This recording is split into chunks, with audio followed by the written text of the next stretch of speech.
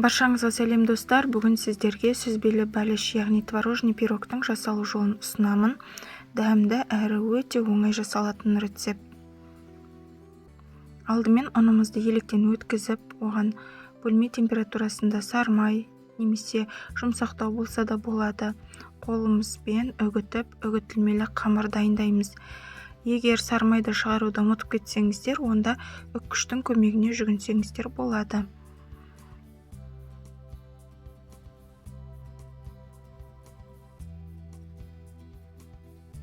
Мінекей осындай үгітілмелі қамыр дайын болу керек. Оның үстіне секерімізді, жұмыртқамызды және 2 шай қасық қопсытқыш немесе оның орнына ас содасын пайдалануға болады. Ас содасының дәмі шықпау үшін мен уксуспен араластырып алатын боламын.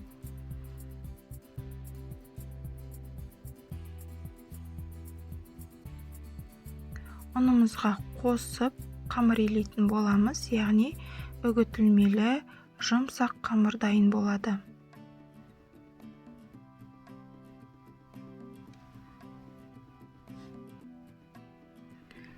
Қамырымыз өте қолға жабысып, икемге келмей жатырса, 50 грамм ұнды қосып, тағы да илеуге болады қамырымызды.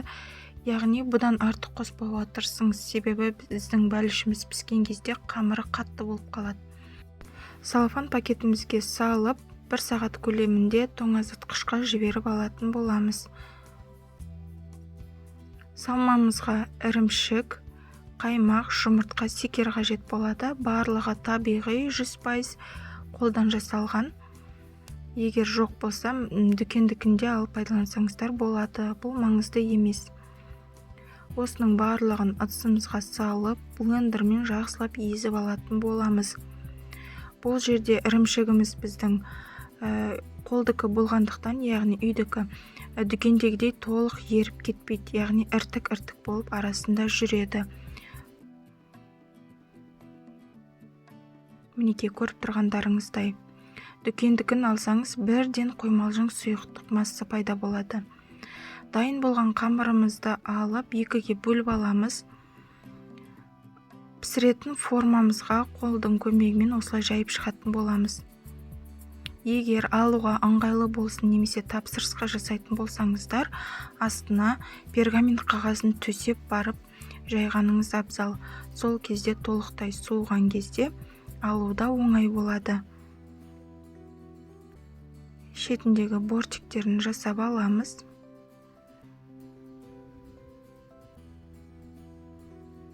Шанышқының көмегімен тесіп аламыз барлық жерін біркелкі.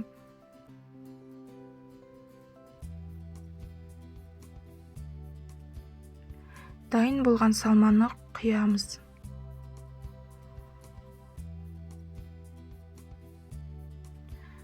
Ұрғылап аламыз үстелімізге. Және бұл жерде құлпынай пайдаланайын деп тұрмын. Құлпынайды да жуып, кептіріп, және оны салу кезінде біз міндетті түрде осы крахмалға салып құлпынайларымызды араластырып алуымыз керек. Себебі пісу барысында құлпынай езіліп, сулы болып кететін болады. Соның алдын алу үшін біз крахмалға салып аламыз. Қызып тұрған пеште 35-40 минут аралығында пісіреміз.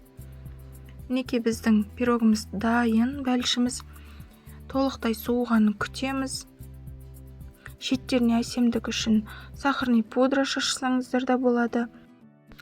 Егер пеште артықтау ұстап қойсаңыздар, осындай беті жарылып кетеді. Сондықтан барынша негізі 35 минуттан асырмаған жөн.